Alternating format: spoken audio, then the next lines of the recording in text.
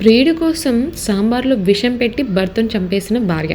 ఎక్కడంటే తమిళనాడులో ధర్మపురి జిల్లాలోని కిరాయిపట్టి గ్రామానికి చెందిన రసూల్తో అమ్మోబీకి కొన్నేళ్ల క్రితం పెళ్ళయింది.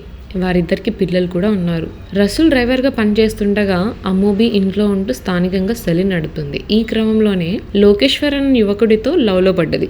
లోకేశ్వరన్తో కలిసి ఉండటానికి నిర్ణయించుకున్న అమ్మోబీ ఎలాగైనా భర్తను లేపేయాలని ప్లాన్ వేసుకుంది. అయితే కొన్ని రోజుల క్రితమే మొదట దానిమ్మ రసంలో విషం కల్పించింది.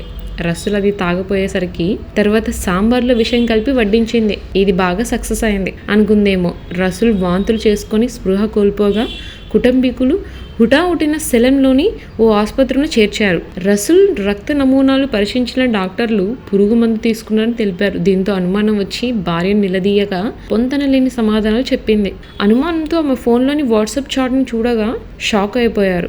అమ్మోబీ లోకేశ్వరన్తో వేసుకున్న పథకం ఇది అని తెలిసిపోయింది.